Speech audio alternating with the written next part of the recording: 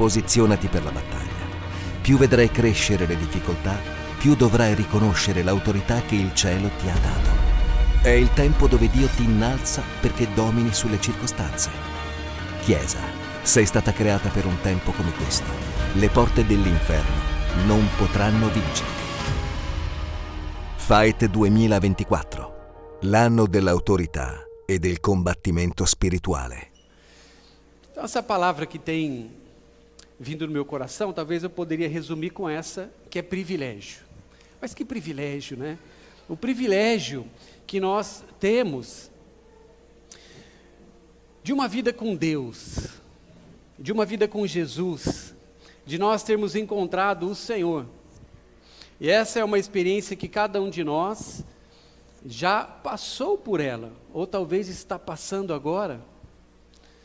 É um grande privilégio nós termos conhecido o Senhor, de nós termos essa honra de nós estarmos na sua presença, de nós fazermos parte do seu reino. Quando a gente olha para aquela igreja de Atos, que é a igreja, né, que a gente sempre olha e começa ali a mergulhar naquilo que acontecia entre aqueles irmãos, naquela experiência de vida nova que eles tinham, a gente sempre vai procurando coisas que estão escondidas ali. E eu confesso para vocês que há muito tempo, né, eu volto para aquele livro, para aqueles textos, para aquela experiência. Algumas coisas, elas em alguns momentos, elas voltam a saltar aos meus olhos, a pular ali do coração. Eu ministrei há pouco tempo atrás a respeito de uma condição que aquela igreja vivia, que era uma condição que os sinais e as maravilhas de Deus acompanhavam aquele povo, aquela igreja, e que essa também é a nossa condição, sendo a mesma igreja. Amém? Mas eu também vejo aqui um povo que largava tudo e seguia a Jesus com um sentimento muito forte de ser esse um grande privilégio, de ser chamado para ser um seguidor de Jesus. Agora, como a gente conseguiria explicar esse sentimento que era despertado no coração dos primeiros discípulos no início da igreja? Porque essa era uma realidade deles. Quando eles encontravam Jesus, primeiro ouvindo falar a respeito dele, mas quando eles de fato tinham um encontro com o Senhor, eles tinham isso ligado automaticamente na vida deles, esse senso de privilégio de estar na presença de Jesus, e todas as coisas que eram deles antes, que acompanhavam suas histórias, elas se tornavam muito menores. E a gente percebe isso na vida de todos aqueles que continuaram perto de Jesus ao longo da sua história, da sua vida. Mas existe alguma coisa que precisa acontecer para isso ser ligado em nós. Bom, na semana passada, eu estava ouvindo o pastor Julinho repartir um pouco do seu testemunho de vida. Não sei se você assistiu o podcast que eu gravei com ele, mas ele conta toda a sua história. Eu separei um pedacinho para a gente ouvir, para a gente dar uma sequência a partir desse testemunho dele, um testemunho rápido. Presta atenção naquilo que ele fala. Eu sempre digo, um cara com um péssimo caráter que se converte, ele não vira bonzinho, ele vira um crente com péssimo caráter. Porque o processo de transformação é longo. Claro. E Deus, ele é paciente, Deus é gentil, ele não vai te arrancar pedaço. Ele te dá tempo. Por isso que a Bíblia fala de glória em glória, de vitória em vitória, porque não tem como você ganhar uma guerra num dia. Então você vai mudando. Então assim, naquela época eu estava no processo. Você vai entendendo também, né, cara? Mas eu não entendia muita coisa. Então assim, eu queria ficar famoso. Eu queria ser famoso, queria ser rico. Né? Eu vi os caras no Brasil tudo quebrando tudo, assim, eu admirava o David Keelan, falei, um dia eu vou ser que nem ele e tal, mas né, cara? Isso mesmo dentro desse mundo evangélico. Depois é porque eu não sabia da existência da música evangélica, aí eu fui pesquisar, né? E aí eu comecei a descobrir, aí fui no Brasil, eu conheci o David Keelan, hoje eu sou amigo do David, assim, de coração, é brother mesmo, já gravamos junto, já cantamos, já fizemos eventos juntos e tudo. Mas na época eu queria ser famoso. Tá. Eu não queria ser o que o David Keelan era. Eu queria ter o que o David Keelan tinha. Entendi. Entendeu? Que é o sonho dos jovens hoje. Eles olham no Instagram, eles não querem ser profundos como o Luciano Subirá. Eles querem ter a fama dele. Entendeu? E isso é uma coisa muito triste, mas é realidade. E eu era igual, né? Então eu tava na praia do Recreio, sentado na areia, admirando o mundo, falando, nossa, cara, já assinei um contrato, 2 meses no Brasil, já gravei com a Ludmilla Feber, já assinei um contrato, cara, foi um negócio assim, eu falei, gravadora grande. vou ficar famoso. E eu tava sentado na praia, de repente, cara, eu tive uma visão aberta. Eu nunca mais tive uma visão aberta, assim, que me fecha meu olho, assim, né? Cara, eu vi um rio enorme, um deserto cheio de dunas, foi 3 fotos, e um copo d'água, você pum, pum, pum. Eu tomei um tapa na areia, eu falei, que isso, cara? E Deus começou a falar comigo, esse é o Brasil, o rio, essa é a Itália, o deserto, esse é você, onde eu vou te jogar. Uau. E aí, cara, eu comecei a pensar algo no meu coração, entendeu que eu não ia ficar no Brasil, que eu tinha que voltar para a Itália, né? E tudo aquilo que eu estava pensando era errado. Só que eu não queria. Eu queria voltar para o Brasil, né? Você queria voltar no Brasil por essa questão para ficar famoso, da para ficar famoso, claro, eu não Sim. sou bobo. Então, assim, na época, pensando isso, eu comecei a ficar apavorado, porque eu comecei a entender a intenção de Deus. E ele falou, Julinho, aí Deus foi muito esperto comigo. Ele falou assim, cara, se você escolher o Brasil, eu sou o Deus do Brasil também, não tem problema. Fico com raiva. Sim. Mas eu preciso de você aqui. Tá. Aí eu peguei, porque assim, cara, quando a pessoa tem um passado como o meu, ela pode lutar e brigar o máximo que você quiser, mas a sensação de gratidão por Deus ter te tirado da lixeira que ele te tirou é bem maior. Então, mesmo eu querendo ficar no Brasil, eu não podia desonrar o Deus que me tirou das drogas. Então, assim, a luta foi fraca, porque a gratidão ganhou na hora. Só que eu comecei a chorar. Eu nunca sofri por isso. Isso é uma coisa que eu tenho até. A gente chama na Itália de fierezza, né? Tipo, eu sou contente de mim mesmo porque eu nunca sofri por aquilo que eu deixei. Que legal. Porque eu considero aquilo que eu ganhei muito maior, né? Porque eu virei gente, eu não sou aquele garoto mais que quer ficar famoso. Eu já rasguei outros 2 contratos, né? Tá. Eu assinei um contrato com o Marcos Witt tempo, eu desisti de fazer ele. E agora esse ano, no começo desse ano, a Sony Music me ofereceu um contrato e eu não aceitei.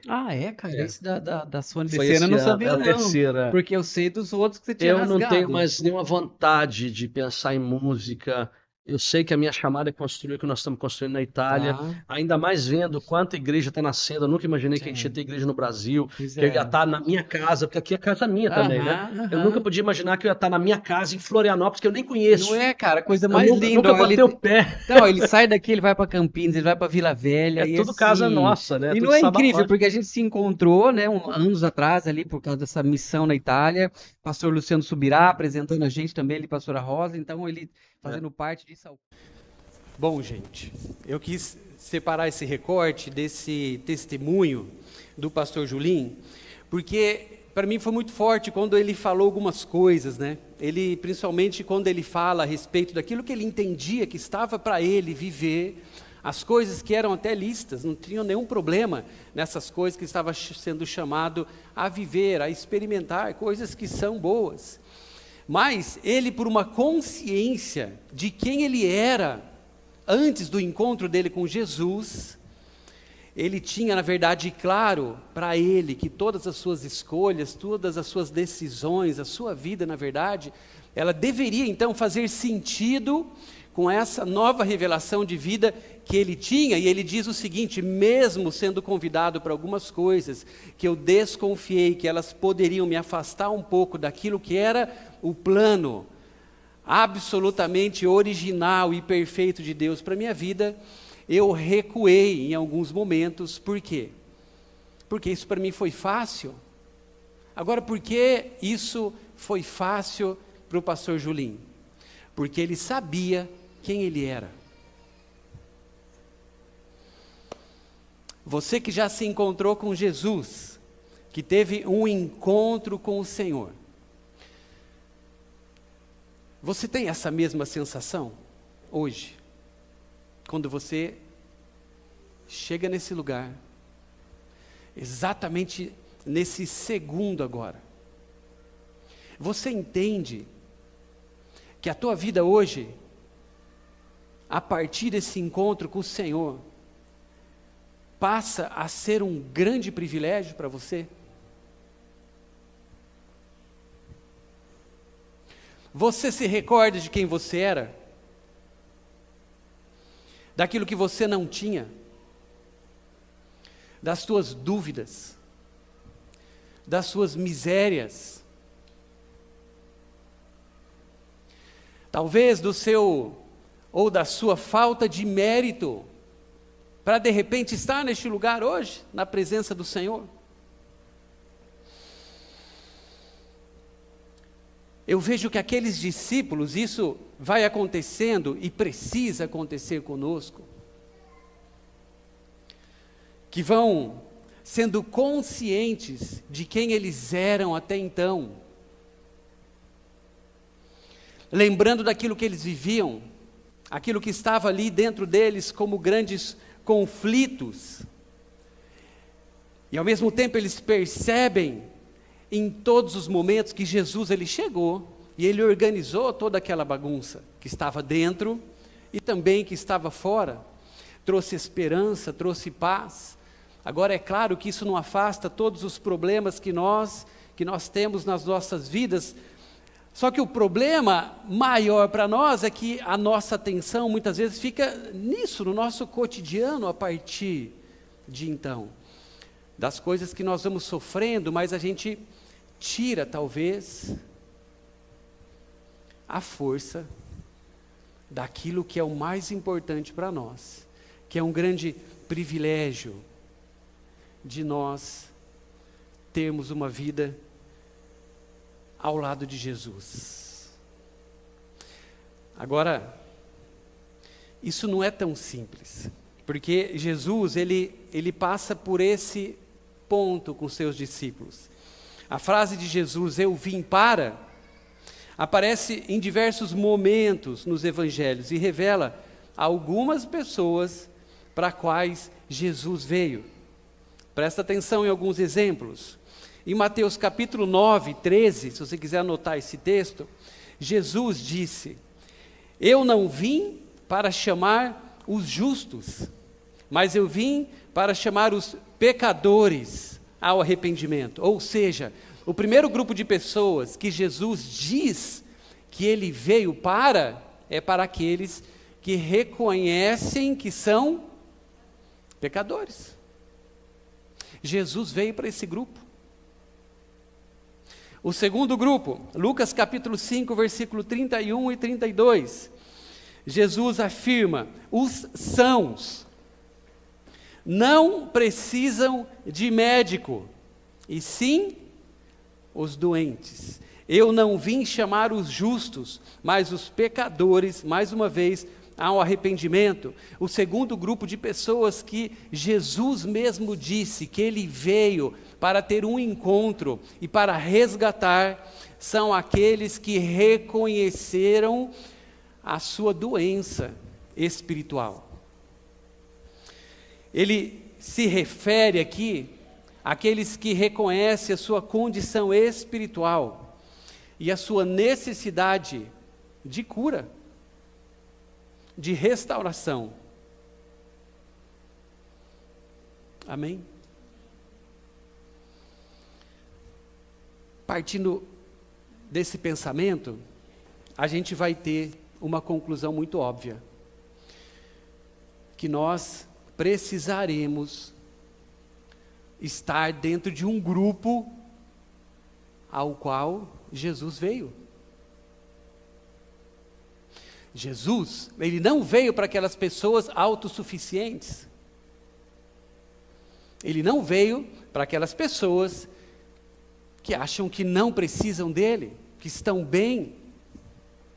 Jesus, ele disse que ele veio para aquelas pessoas que sabiam da sua condição, e essa condição vai sendo revelada através da nossa vida. Não vai? Vai.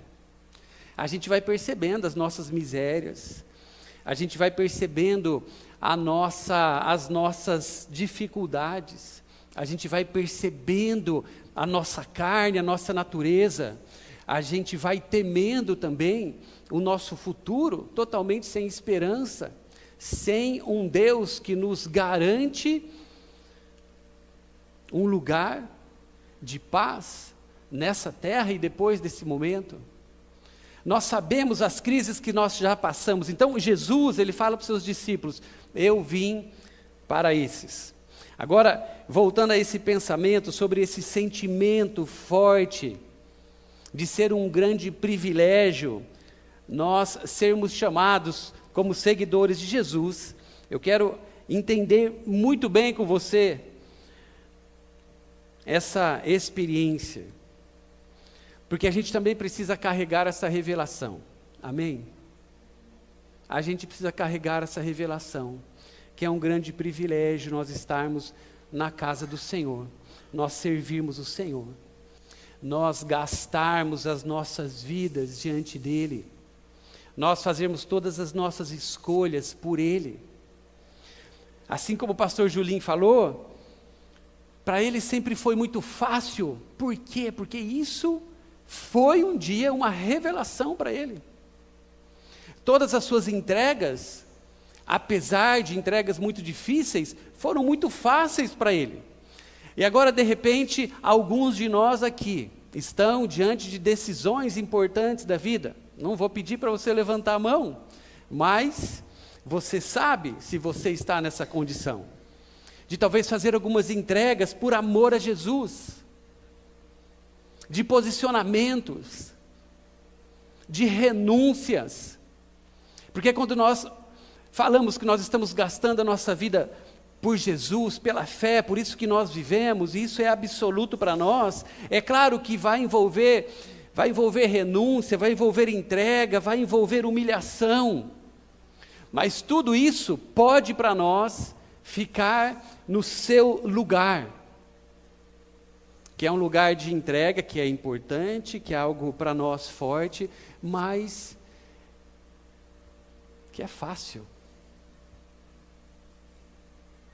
Eu não sei se você já fez alguma entrega assim, difícil para Deus, e foi, apesar de difícil, muito fácil.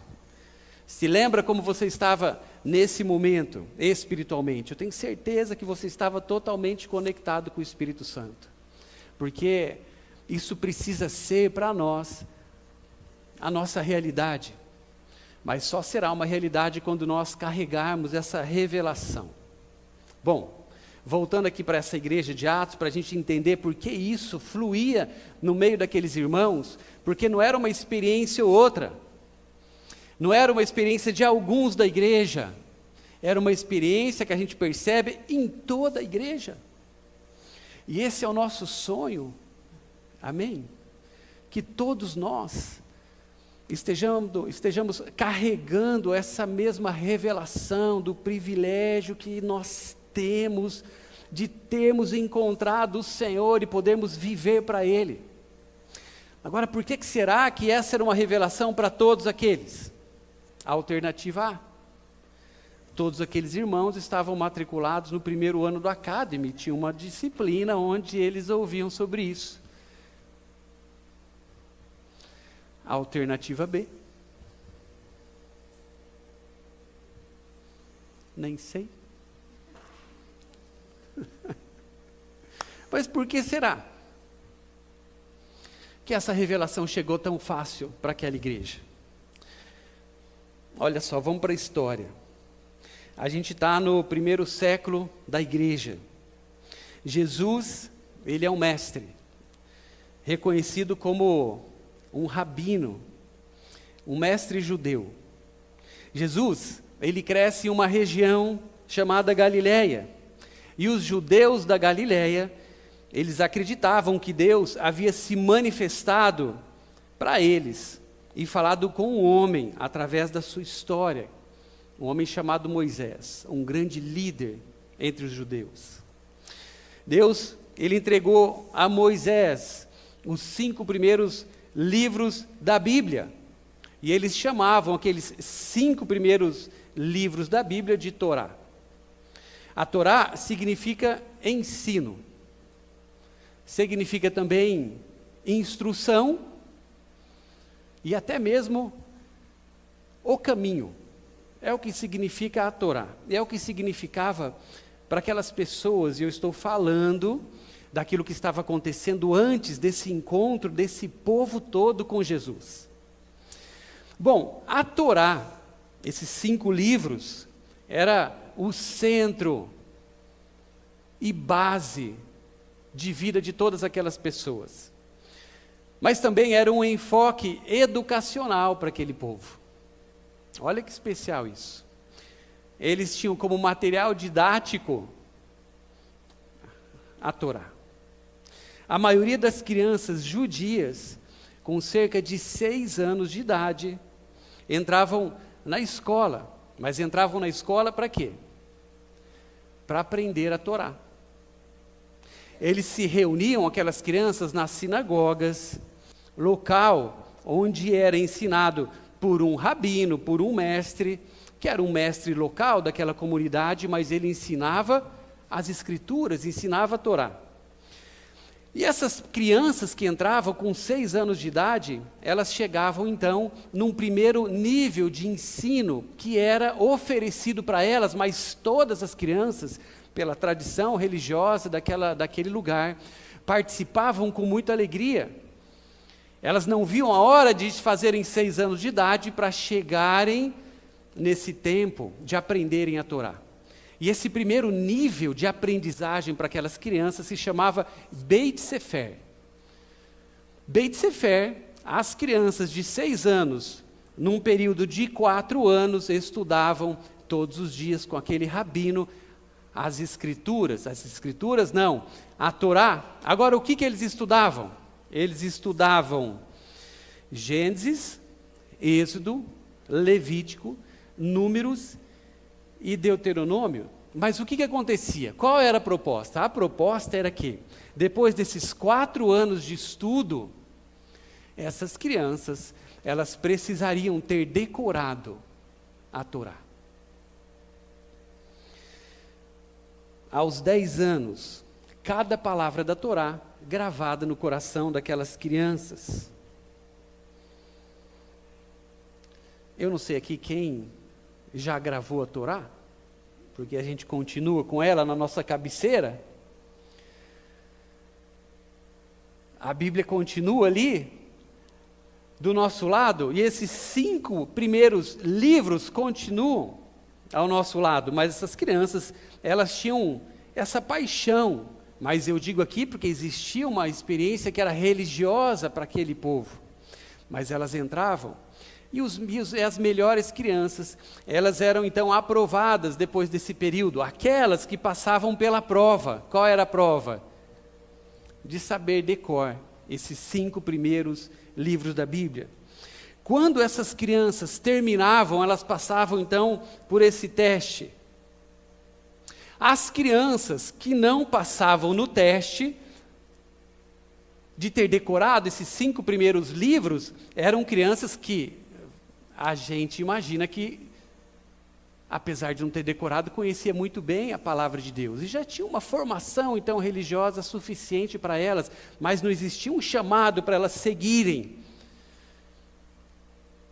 Mas elas tinham, então, a partir desse momento, o convite para voltarem para suas casas e aprenderem com os seus pais qual era o ofício da família. Aqueles que eram pescadores, aquelas crianças começavam, então, a se aproximar dos seus pais e desenvolverem as suas vidas, porque elas já tinham tido uma base religiosa. Mas aquelas crianças que elas haviam superado esse teste e eram consideradas as melhores crianças daquela turma, elas eram chamadas então para o 2º nível de aprendizado. E meu Deus, né? Eu não sei se você já foi o primeiro aluno da turma. Quem aqui já foi o primeiro ou esteve entre os primeiros alunos da turma? Seja 5ª série, o que for. Levanta a mão. Ó, pode levantar, gente, não é vergonha, não. Não é vergonha. Não, o lado bom, Jô. O lado bom. Ó, não, bastante gente, ó, bastante gente.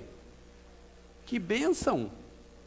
Essas crianças, nesse momento, elas eram, então, só as melhores convidadas para o segundo nível, só as melhores. O segundo nível se chamava Beit Talmud. O que era Beit Talmud? As crianças agora, elas passariam por um novo tempo de estudo, de aprendizado com aquele mestre, que já conhecia o seu talento, os seus dons, a sua capacidade, o seu amor pelas Escrituras, e agora elas tinham um novo desafio, que não era mais os 5 primeiros livros da Bíblia, mas era de Gênesis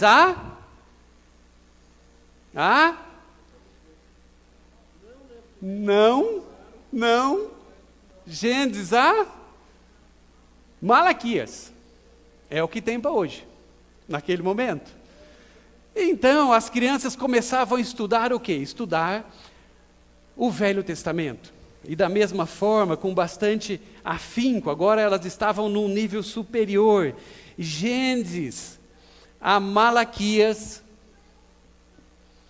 decorado. Essas crianças, elas eram, de repente, prodígio, ou tinham um QI elevado? A gente não tem esse dado histórico, mas, historicamente, entre o povo judeu, essa era uma realidade. Agora, ao fim desse período, entre 14 e 15 anos, a maioria daquelas crianças, a grande maioria, é claro que voltava para suas casas. A partir de então, eles seriam os pescadores, eles seriam aquelas pessoas que continuariam a tradição profissional da sua família, seja o negócio que eles tivessem, mas a gente sempre sabe que tem os melhores. E o que acontecia? Os melhores dessa turma, eles eram convidados, ou melhor, eles estavam credenciados a participar do terceiro momento da sua experiência religiosa. E agora esse nível se chamava Beit Midrash. O que era o Beit Midrash? Agora, eles poderiam escolher o seu mestre. O jogo virava nesse momento, né? E aqueles, então, muito especiais, com um grande mérito pelo seu esforço, pelo seu estudo, pela sua capacidade, eles procuravam um mestre. Mas não era só encontrar um mestre. Depois de encontrar um mestre, é mais ou menos quem já fez mestrado ou doutorado, né? Você encontra ali um orientador, você se identifica com ele, mas você vai pedir o quê? Você vai pedir para ele te aceitar. Então, essas, não mais crianças, jovens, eles iam então até esses mestres e pediam para eles, porque eles eram credenciados para isso, para poder ser um dos seus seguidores. Nesse nível, então, eles escolhiam e pediam para ser o seguidor de um dos mestres. E aí é onde começa a história do discípulo. Porque nesse momento, esses jovens se tornavam discípulos daqueles mestres. O discípulo não significava apenas saber o que o mestre sabia. Um discípulo, ele precisaria ser como aquele mestre, chegar a pensar como aquele mestre. Mas para isso, ele fazia um voto, que era aprender tudo de novo, a partir de uma revelação daquele mestre. Toda a revelação e o conhecimento que aquele mestre carregava agora era o alvo, praticamente de devoção desses jovens, para eles poderem seguir esse caminho e se tornarem lá na frente um mestre. Então, este jovem que tinha o mérito, as qualidades necessárias, dizia para um mestre reconhecido, e essa era a frase que eles usavam: eu posso me tornar um dos seus discípulos? Então, aquele mestre, ele testaria aqueles jovens que haviam chegado para ele, para que ele então decidisse, a partir de 3 filtros, quais seriam os jovens que teriam o privilégio de ser os seus discípulos. Quais eram esses filtros? Olha que coisa mais linda. O primeiro, esse rapaz, era a pergunta que o mestre tinha que fazer para ele mesmo. Esse rapaz, ele tem a qualidade e conhecimento para sentar à minha mesa? Primeira pergunta que ele tinha que fazer, para ele poder aceitar aquele discípulo ou não. A segunda pergunta que esse mestre fazia, esse jovem poderá pensar como eu penso?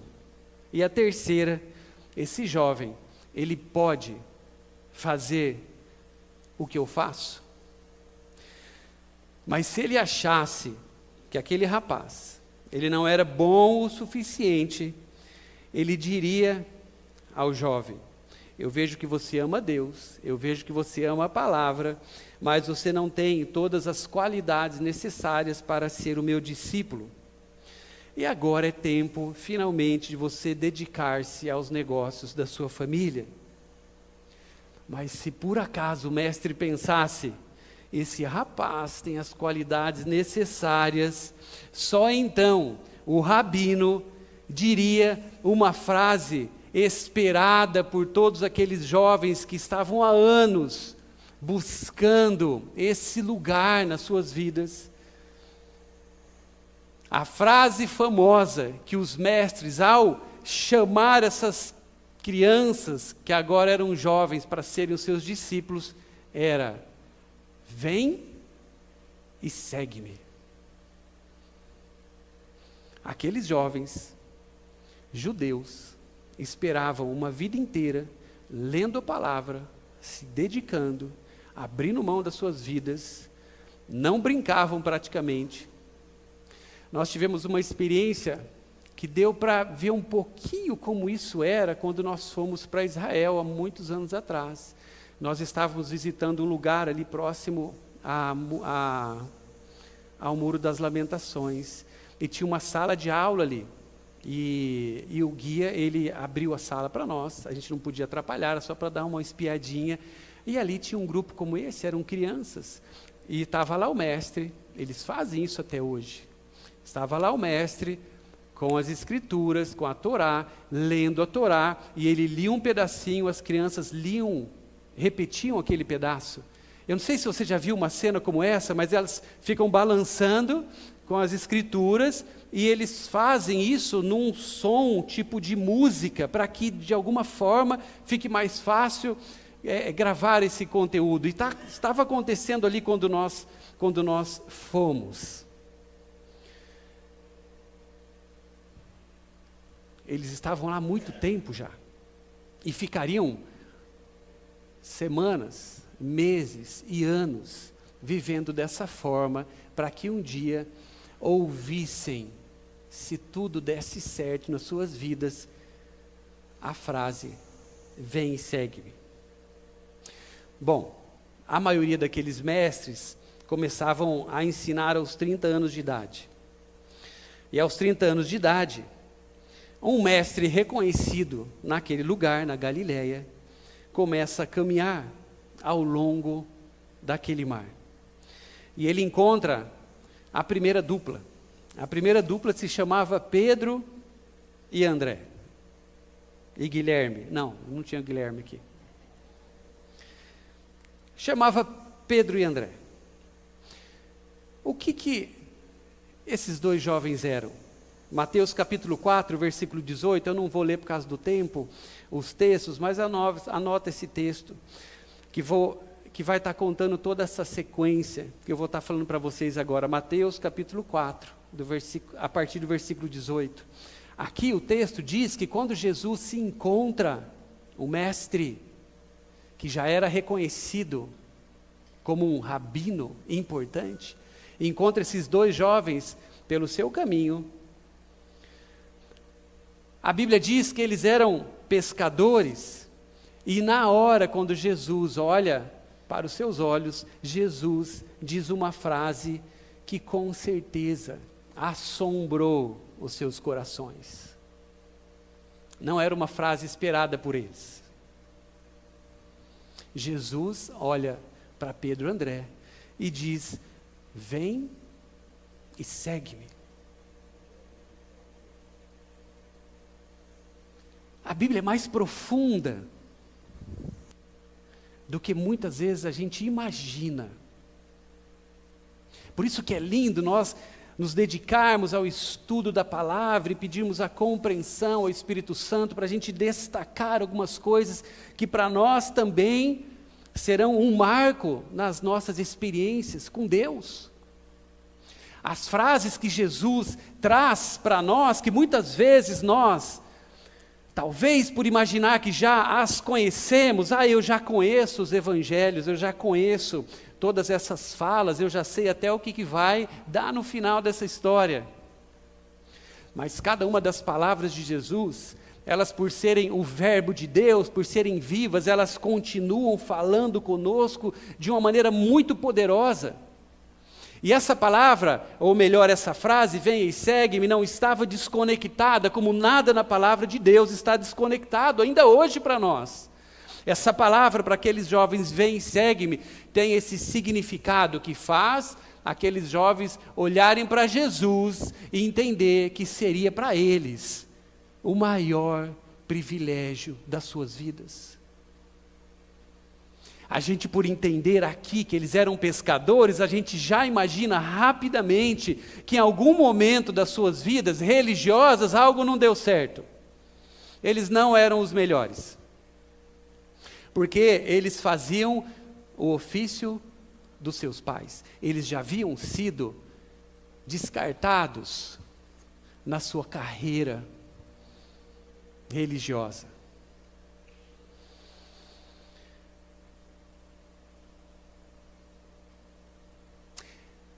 Eles não eram bons o suficiente. Eles não tinham passado no teste. Mas o texto continua, diz que eles imediatamente largaram as suas redes e seguem o que na verdade, num primeiro momento, parece para nós muito estranho. Eles largam tudo e seguem. A gente vai descobrir então, fechando tudo, que é essa a revelação. Por que aqueles homens, quando ouviam essa frase de Jesus, vem e segue-me, eles absolutamente largavam todas as coisas? Porque eu sei que se você pensa, ou já pensou em algum momento como eu, isso soa muito estranho. Como assim alguém largar tudo de repente?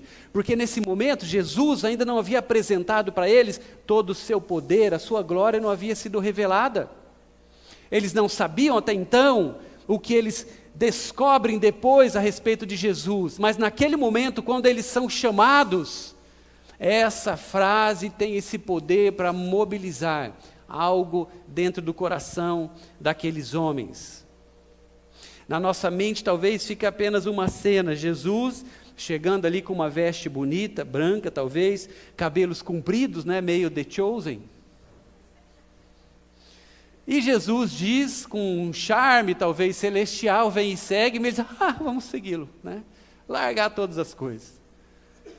Mas não era por isso. Não era por isso. Essa história continua e diz que agora ele encontra outros dois, Tiago e João. Eles estavam pescando. E o texto ainda diz com quem? Eles estavam pescando com seu pai, Zebedeu. Então João e Tiago também não eram bons o suficiente no conceito da religião. Na verdade, Jesus chama os que não eram bons o suficiente para segui-lo. Só que aqueles homens, eles mudam o rumo da humanidade. E Jesus recorda isso aos seus discípulos. Esperem, não foram vocês que me escolheram, mas foi eu que os escolhi. Atos capítulo 4, versículo 13, último texto para você guardar.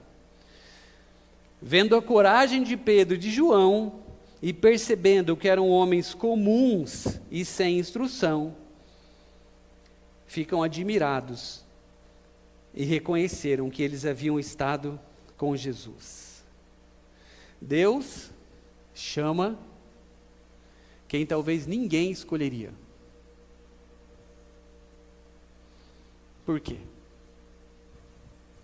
E eu volto no começo dessa história. Porque seguir a Jesus para nós precisa ter essa revelação de graça, de misericórdia. Porque quando nós reconhecemos quem nós éramos, quando nós reconhecemos as nossas misérias, quando nós sabemos, olhando para os olhos de Jesus, que nós não somos ou não fomos bons o suficiente para estarmos neste lugar, isso precisa nos constranger. E a partir dessa revelação, a nossa vida com Deus, ela entra no lugar que ela precisa estar. A revelação que Deus, Ele se deu por mim, mesmo eu sendo um pecador. Deus, Ele me chamou para andar com Ele, mesmo quando tantos não acreditavam em mim. Mesmo sabendo quem eu sou, do meu caráter, o Senhor, o Todo-Poderoso, o Santo, Ele me chama para andar com Ele. E se isso não nos constrange, eu não sei o que mais nos constrangeria. Eu não sei como nós teríamos esse senso de alto privilégio de estarmos na Sua presença, se isso não for suficiente para nós. Não somos bons o suficientes, não temos todo o mérito, mas como o Senhor olhou e disse para os seus discípulos, não foram vocês que me escolheram, fui eu que escolhi Jesus. Ele diz então, em alguns momentos, gente, para os seus discípulos, algumas coisas que trazem as 3 respostas que aqueles mestres sempre buscavam. Porque segundo o olhar de Jesus, nós podemos nos assentar na sua mesa.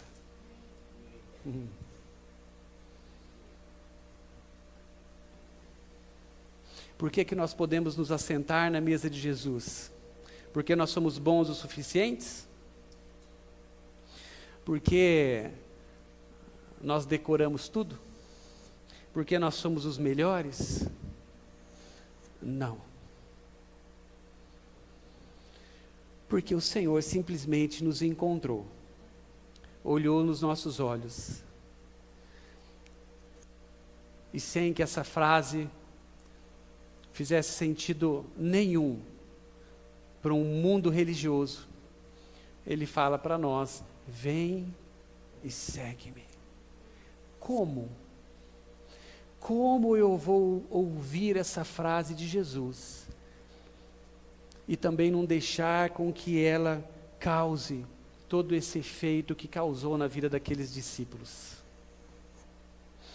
A segunda coisa que Jesus vai revelando na sua palavra, andando com os seus discípulos, é que eles também, Jesus acreditava nisso, que eles poderiam ter as suas mentes renovadas, para que eles passassem a pensar como Ele. E Jesus termina a sua história com os seus discípulos, dizendo que eles ainda poderiam fazer todas as coisas que Ele fez, e ainda maiores. Isso precisa ser para nós, hoje, um grande privilégio. Você sente esse privilégio de ser um discípulo de Jesus? Fecha um pouquinho os teus olhos. Amém, Jesus. Nós sabemos, Senhor, que, Deus, nós não fomos escolhidos pelo nosso mérito, nós não fomos escolhidos pelas nossas capacidades, pela nossa inteligência. Senhor, nós sabemos, olhando para os Teus olhos, Senhor, que o Senhor não encontrou em nós virtude alguma, Deus. O Senhor não encontrou em nós aqueles que poderiam fazer grandes coisas porque eram capazes. Deus, nós sabemos que nós não passamos em todas as provas. Deus, nós sabemos que nós não fomos bons o suficientes para passar em todos os testes das nossas vidas. Deus, e isso continua acontecendo ainda hoje conosco. Nós não somos bons o suficiente, Senhor. Nós temos errado, nós temos nos desviado, nós temos errado o alvo, nós temos pecado contra o Senhor.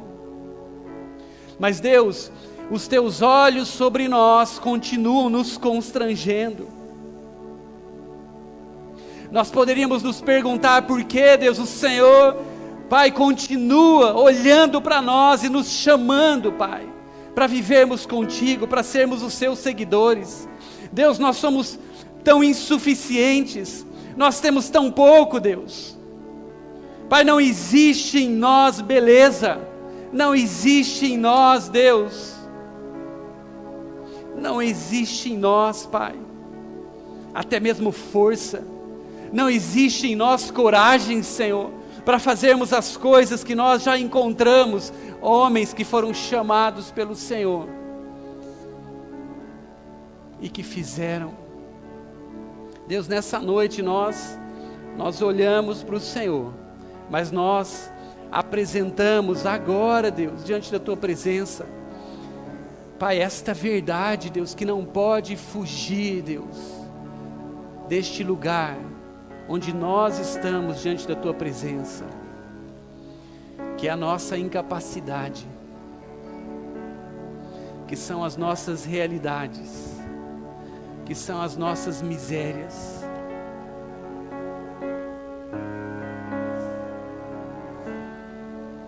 Mas de alguma forma, Deus, nós podemos ouvir nessa noite essa frase que mudou a vida de tantos homens e de tantas mulheres.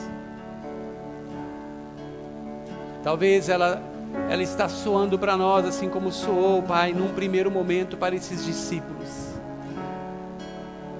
Não sou merecedor, não tenho condições de continuar, não tenho condições de seguir, não tenho preparo. Mas Deus, essa voz está, Pai, sendo como uma música nessa noite aos nossos ouvidos, Deus. Vem e segue-me. Nós estamos ouvindo de novo, Senhor, essa frase que o Senhor já disse para nós algumas vezes, mas hoje está nos dizendo de novo: vem e segue-me. Vem e segue-me, diz o Senhor. Vem e segue-me. Pai, muitos de nós já fizemos a nossa decisão sim de te seguir, Deus. Mas nós queremos agora, Pai, que o Senhor olhe para dentro de nós e nos revele se nós estamos carregando, Deus, essa revelação que muitos desses tiveram e avançaram, Senhor, nas suas vidas, que é a revelação deste privilégio que nós temos, de mesmo sabendo de tudo isso,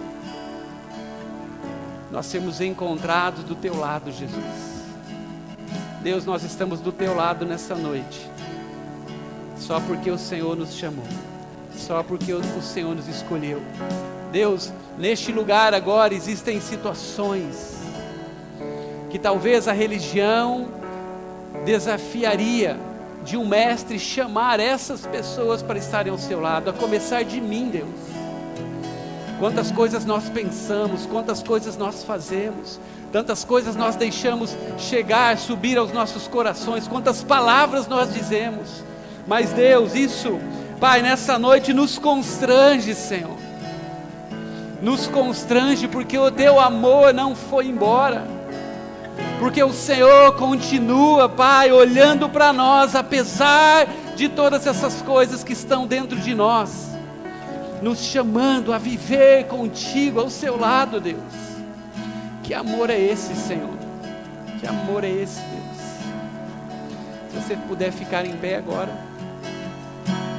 deixa que o Espírito Santo, de alguma forma, te constranja nessa noite com o amor que Ele tem por você. É o que eu creio que nós precisamos sair carregando desse lugar nessa noite. Um constrangimento santo pelo seu amor e pelo privilégio que nós temos de continuarmos na sua presença, apesar dos nossos erros. Que amor é esse, Jesus?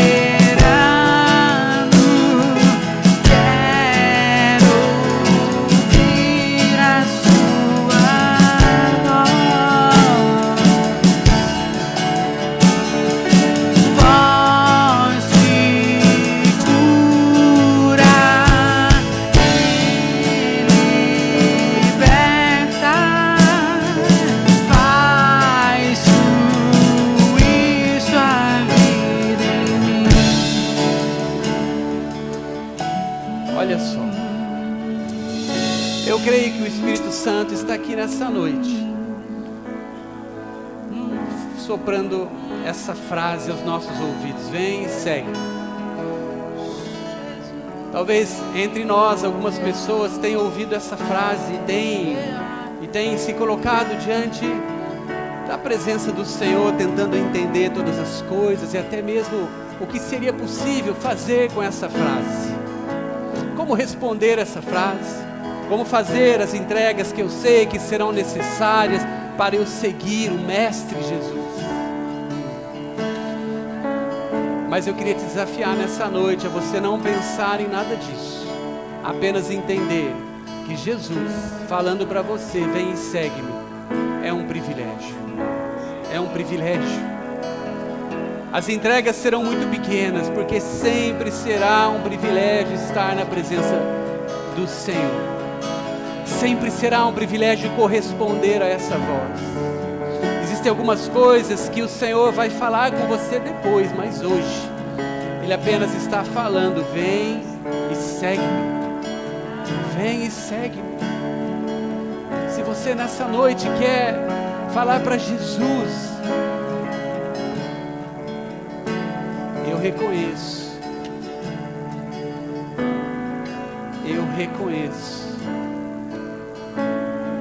que talvez essa não era a vida que eu imaginava que seria minha. Eu reconheço que eu não sou bom o suficiente, mas eu também reconheço que eu estou ouvindo essa voz praticamente todos os dias: vem e segue-me. Eu quero nessa noite dizer sim, eu quero te seguir, Senhor. Me ensina todas as coisas de novo, me ensina a eu pensar novamente, me ensina a respeito da vida, de todas as coisas que o Senhor sabe. Se você quer dizer ao Senhor isso nessa noite, eu quero sim te seguir, Senhor. Não importa aquilo que vai acontecer depois, o que importa é este momento. vem aqui à frente. Eu quero orar com você. Enquanto nós cantarmos de novo, se você quer dizer sim ao Senhor, vem aqui à frente. Ele está neste lugar.